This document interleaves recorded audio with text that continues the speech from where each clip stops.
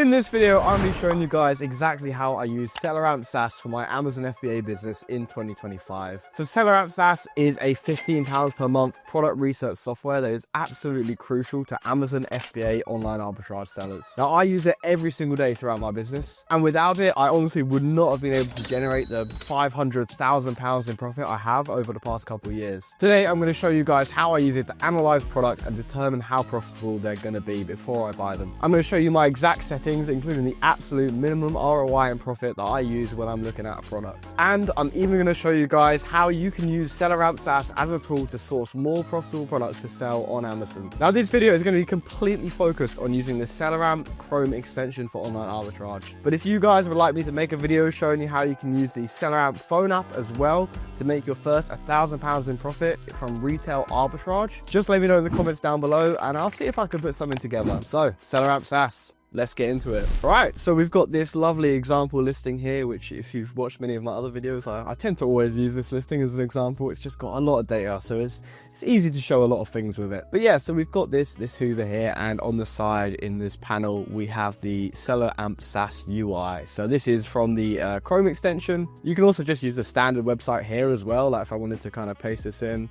And to be honest, I do actually use the website quite a lot. If I'm looking at a lot of different products or just trying to analyze a lot of things in one go, it can be useful. So if you have a look here on the SellerAmPSAS Chrome extension window, you can see this quick info box. And now this doesn't show you necessarily every single thing that you want to look at, but it does show a good chunk of data that very quickly means you can kind of tell whether or not it's going to be a good or a bad listing straight off the bat. So here we can see if we are eligible or not to sell it, so whether we are gated by Amazon. You can see I am ungated for this, but other newer sellers might have to click on this button and apply with an invoice. You also got the alerts panel here where it will flag up any potential issues with the listing. So for instance, this listing, we've got a dangerous goods alert, so we've got to keep in mind that we might have to send in this product in a slightly different way, just with another courier rather than with UPS. So it does say unknown, please check in Seller Central. So I assume, being that it's a Hoover, you probably don't need to do that. But it just gives you that kind of indication of whether or not you need to check, basically. We've also got this warning here that it's a variation listing. So this listing has 6 variations. So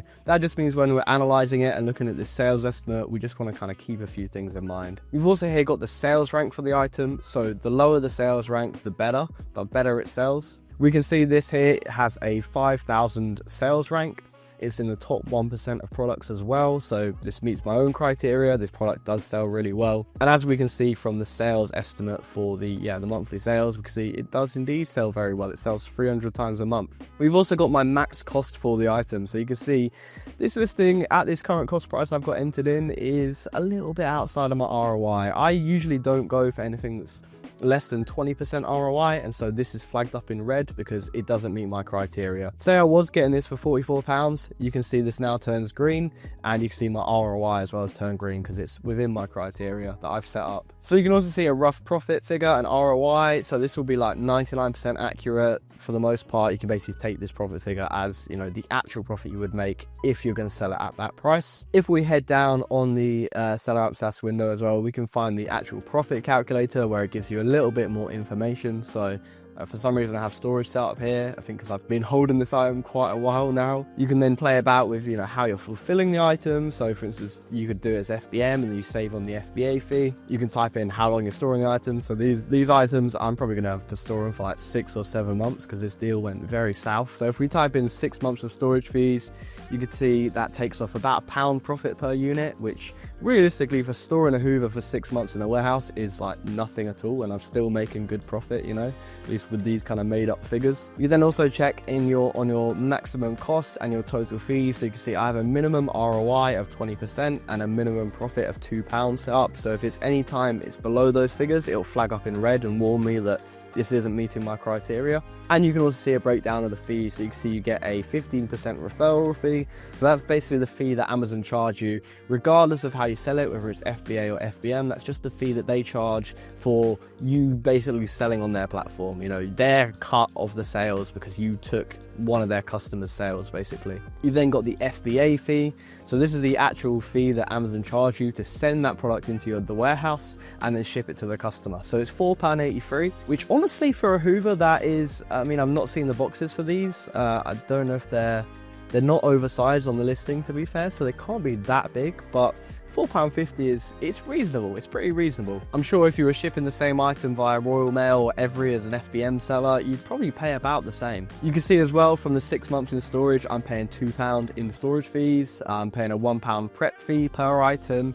Paying £1 to ship it to Amazon. That's the initial kind of UPS cost of shipping it to Amazon's warehouse. And we've also got a digital services fee, which I still to this day don't quite know what that is for. I believe it's just a cost that Amazon has to add on for legal reasons, as in like it's their fee that's supposed to cover their legal problems from evading tax in the UK or something like that. You can also see your breakdown of VAT due. So if you're a VAT reg seller, this is really helpful. You know how much is due on the sale price, how much you're getting reimbursed on the cost price, and the amount you can reclaim on the fees as well. So all in all, you can see I'm making about 11% margin, 20% ROI. Overall, seems like a good product at these prices. If we head back up to the top as well, you can see we've got ranks and prices. So in here, you'll be able to see the current price, the amount of FBA sellers on the listing and the current buy box price, the amount of keeper drops. So that is basically the amount of times that the BSR drops in the past 30 days.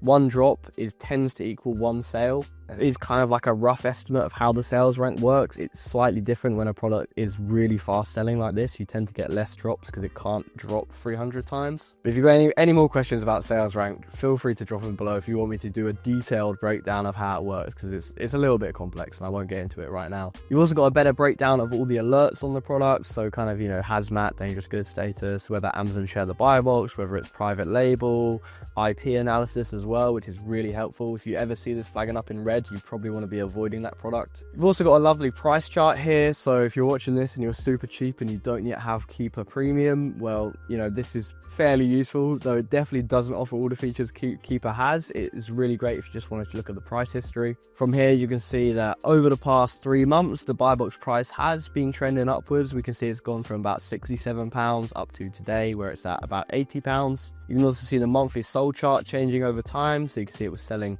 a little bit better when it was a little bit cheaper. Sales have slightly decreased, but are still pretty strong. You know, still doing 300-400 units a month. And you can also see down here, the offer count has been decreasing over time. At one point, there was a huge 170 sellers on this listing. Now there's about 82. And you can see over that time, as it's sold as well, the review count has been increasing because obviously people have been leaving reviews for their purchases. You've got a little shortcut to Keeper as well, which also shows a preview of the graph, though I'm not quite sure why it's not loading. But if we click on that, obviously it takes us to Keeper, where we're then able to kind of go into a little bit of the kind of deeper levels of the data. In general, a listing like this, though right now there is a lot of competition on it, these are the kind of patterns you want to be seeing. You know, prices going up, sellers dropping off. If you're seeing the reverse, there's a good chance that listing is going to tank in the future, and you know, that's not great. You want to be avoiding those sort of listings. If you're seeing the opposite and the offer count is rising, the price is decreasing, do not buy that deal. It's fairly easy as well on this listing to tell that it does actually sell because we've got this monthly sold chart, and now with the recent Amazon update, any listing that sells at least 10 times a month will have a monthly sold chart to really easily show you the sales. Now with that new Amazon update, my recommendation would be if you see a listing and it doesn't have this monthly sold chart, it means that it sells less than 10 units a month and you want to be avoiding that. Even at the 10 units a month range, that is a really slow selling item and you probably don't want to be selling that. I know that a lot of sellers out there won't go for anything that sells less than 50 times a month. I myself usually don't touch anything that's less than like 20, 25, 30 kind of range, unless the profit and the ROI is really, really good, so it's worth waiting for it to sell. As of, you know, May 2025, if there's no monthly sold chart, you want to be avoiding that listing probably because there's a very big doubt that it sells more than 10 units per month. And honestly, it's so useful that Amazon have done that as an update. Like when they first introduced the monthly sold chart, it was great, but it was only active above 50 sales. And now we get so much more data from Amazon. Arbitrage is just easier than ever. If we head down on the Chrome extension window as well, we can see we've got a little shortcut for VAT settings. So obviously you can change that if you're VAT registered or non-VAT registered. If you're looking at like something that's reduced rate VAT, like some, I believe it's Baby car seats and some health products, I think, are 5% VAT, so you could toggle that if you're looking at something that qualifies for that, and then you get a better idea of your profits. We've also got this variations counter here, so if we click on check, we can see which variations get the most amount of reviews, and from that we can then better gauge how well that thing is going to sell. This is the kind of thing you want to be seeing, 100% of the reviews. This means that this gets probably 100% of the sales on this listing. So this particular model of Hoover is much more popular than these two and this, like, whatever this is, replacement Hoover bags. If you ever look at a listing and you click on that button and yours is all the way at the bottom and it's not really getting any of the reviews, I'd maybe think twice about buying it. It probably just doesn't sell that well out of all the variations. If we head down as well, we can see this FBA offers count here, so we can see all of the other sellers that are on the listing. You can see how much stock they've got as well, so you can see most of these people have just got a few in stock, but some people have, this guy's got like 22, this guy's got like 25. And if we expand it even more, we can even see that Amazon are on this listing themselves, and they're at £89.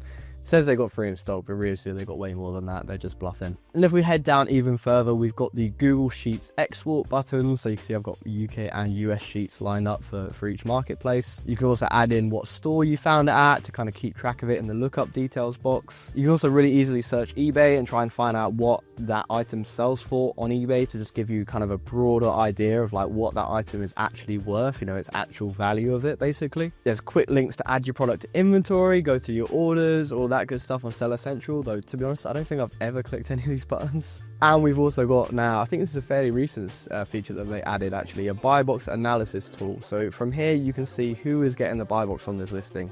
So on this particular listing you can see that it's very, very varied. There's a lot of different people on this listing and a lot of different people have had the buy box. There's not really any issues on this particular listing where Amazon are just hogging the buy box and not letting anyone else sell. Now if you do come across the listing where you can see Amazon has just been taking the buy box like 100% of the time or 90% of the time, you want to be a little bit concerned, because that means that Amazon are just dominating the listing and they're taking all the sales, and you're probably going to have a hard time competing with them unless you're willing to undercut them by quite a good amount. And next up, let's talk about my settings on SaaS. So most of this stuff is like the same as default. Inbound FBA shipping I've got set as 40p per kilo. Now I do believe it is slightly less than that, but I'm all for overestimating my costs rather than underestimating them and maybe losing money without realizing it. When the difference is pennies, I'd rather be on the better side of the argument where I'm making a few more pennies than I thought than losing a few more pennies, because particularly with cheap items that can be like, very, very important. If we go down as well, we can modify the buying criteria. So you can see here I've got minimum 20% ROI, minimum £2 profit, max BSR of 2.5%. So it has to be in the top 2.5% of products. Anything below that just doesn't sell. Like, there are millions and millions of products on Amazon and only the top couple percent of products actually make any sales. Even at the lower end of 2.5, they're like barely selling. So anything below that is just not worth our time. We don't want to be buying slow selling inventory. It's all about fast selling, high ROI products. That's what we want to be aiming for. I then also have additional costs set up. So I've got a £1 prep fee, which is again slightly higher than what I actually pay. My prep fees are only like 50p a unit. But again, with all additional costs and also the cost of like dealing with returns, as I have all my returns sent back to the prep center, and some items, they might get returned, but they're like brand new or to be sold as like used like new or something like that, sent back to Amazon. I just want to account for absolutely everything. I want to make sure that I've got good margins, and even if there are unexpected costs like an item get a return or something like that, I'm just planning for all of that. With Amazon, there's a lot of room for kind of shrinkage in the business, a lot of room for like stuff going missing and stuff like that, and you just want to have as high margins as possible so that you're just covered if anything goes wrong or anything unexpected occurs. And then the rest of my results are pretty much the same. I haven't really changed any of these from default. I have slightly reorganized the SaaS panels, so that's just kind of personal preferences, whether or not you want to kind of set these up. Now, in terms of how you yourself should have this set up, it really kind of depends on your own setup. Now, if you are self-prepping, there's not really any point putting a prep fee, but if you are using a prep center, I do recommend doing something like I have, where you're slightly overestimating the prep costs. At the end of the day, you don't want to be losing money on inventory without realizing it. It's better to overestimate those costs than be on the other side of it. And as for your minimum ROI and profit, again, it's up to you, but I'm VAT reg, I have prep fees, and I still only go for stuff that's only at least like 20%. Anything less than that, I'm not really interested in. And I know a lot of bigger sellers in my position, their minimum is 15%. efficient, but in my opinion, that just doesn't cut it. Even at the scale I'm operating at nowadays, there are still so many deals out there that I'm still struggling to buy because I just don't have enough money for them. And so when you have that many deals to choose from, why would I pick the stuff that's lower ROI? I'm going to always prioritize the highest margin stuff over anything else. And for the £2 minimum profit, I personally think that works great. I don't really like to sell super cheap items that much. I know a lot of arbitrage sellers out there do, and they will sell items that are only like £10–20 in price. And obviously with those sort of items, it's hard to make £2 profit per unit. You might be making less. It's up to you at the end of the day. You know, I'm not going to tell you how you run your business. If it works for you, it works for you. But I myself just don't really like touching anything that's less than that. So there you have it. Those are the basics of how to use SellerAmPSAS for deal analysis and kind of how you should have the software set up. But how do you actually go about finding products with SellerAmp? How do you go about, taking this data that's in front of us right now and using that to find new profitable products that are going to be even better to sell? Well, it's actually really, really simple. So you want to go down to the offers section here. And this is obviously a listing that I picked because there are a lot of other FBA sellers on this listing, because we're going to be doing something called storefront sourcing. So if we have a look on here and we have a look at people's reviews, I tend to look for people that are in the 100 to 200 review range. So that guy could potentially be good. He's got 99 reviews. This guy, I recognize that name. I'm just picking out a few examples of people that are potentially going to be good arbitrage sellers to look at. We don't want small sellers because realistically they're just not going to have that many products. This guy's got 50, but we'll see how many ASINs he's got. So we're looking for people that have a lot of different products in a lot of different categories over a lot of different brands. This is quite a good example, though he's not got that many products. He's only got about 50. And you can see there's no kind of brand loyalty there. He's not selling loads of one individual brand, and he's also not selling loads of one individual category. So that is a good indication that they are another arbitrage seller, because arbitrage sellers, we just sell anything that's profitable. We're not sticking with one particular brand or category. We're just kind of buying absolutely everything. So this guy could potentially be good. There's a lot of other FBA sellers on this guy's listing. I'm sorry if you're watching this right now, but I'm not totally thinking you have the highest quality of inventory. But from here, all we want to do is just Google all of these products. Like literally just go on Google, type in NutriBullet 600 series kit, do the same for this item as well. And we then want to be going on Google Shopping and having a look to see if we can find these products at a profitable price online. So for this, for example, we've got a max cost of like £22. So we want to try and find it for £22. So you just want to go through all of these different options, make sure you're actually definitely looking at the same products. These are like slightly different, I think. You just want to be going through all of these different products, trying to find it at a good price. Now, a lot of them that you're going to look at, you're just not going to be able to find them. The sale is going to be over and you'll have missed your chance. In fact, I actually know exactly where this guy got them from. I believe they were a price error on Amazon. And yeah, sure enough, if I go back onto that listing, you can see here, they were $59.99, and for a brief moment, they were £29. This is a perfect example of a massive price error from Amazon. I mean, that is crazy. And obviously a lot of people managed to grab some and capitalize on that, and I'm sure they'll all make lots of nice profit in the process. But that particular listing, we're not going to be able to find it online, but you want to just repeat this kind of process for loads of different sellers. So we got this guy here, he's got about 50 ASINs. We would just go through this and just Google every single product in his inventory and just try and find those products at a profitable price. This guy is looking even better. This guy's got 150 products, a wide variation of different brands. He's got a lot of Lego, so maybe buys a lot of Lego, but still there's a good chance we'll be able to find stuff at this guy's store. This guy's only got 9 ASINs, so I just wouldn't really bother. It's got a fair few G-Tech things, but still a mix of brands. I still think he's an arbitrage seller, but just not very big, so I probably wouldn't bother. The thing is, with a lot of smaller sellers, even though sure that guy had 5 or 10 products or whatever that we could have Googled, there's a good chance that he's buying those from storefronting. And you don't really want to be storefronting a seller that does a lot of storefronting. You want to find the sellers that it works really well, because they're the ones that find the unique deals. You can almost tag along for free in a way to the deals that they're finding just by Googling those and just trying to figure out where they're getting them from. So I think storefronting is a really, really good method for beginners, but there's a reason that I don't do a lot of it, and that's because you tend to just find low quality deals.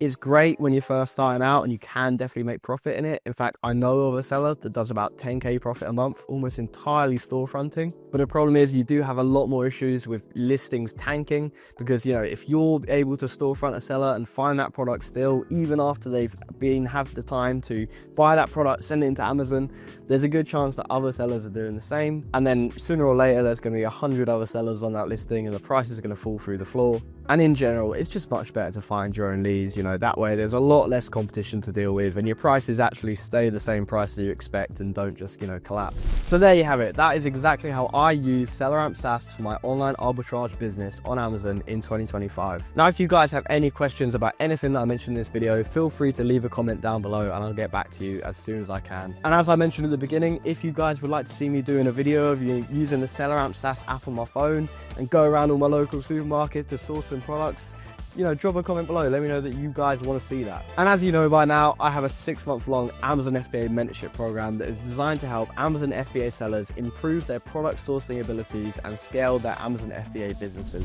If you'd like to learn this game directly from me, you can click the link at the video description just right at the top to inquire about getting involved. Now, I'm not one of those fake gurus, you know. I've actually made over £500,000 in profit just over the past couple of years from my actual Amazon FBA business. And my own Amazon FBA business is still 100% active and always will be. Last month, I made over 32 grand from the exact same strategies and methods that I teach in my coaching program. You know, I've had students scale all the way up to £62,000 profit months, which is, you know, insane, absolutely mind-blowing. But I've also had students start off as complete beginners and still scale to a modest, you know, 1.5k profit a month in less than 6 months' time. Now, I don't take on absolutely everyone that applies, but if you do get into the program, I promise to help you as much as I possibly can with your Amazon FBA journey. Now, finally, make sure you drop a like if you enjoyed this video and make sure to subscribe for more Amazon FBA videos every few days from me.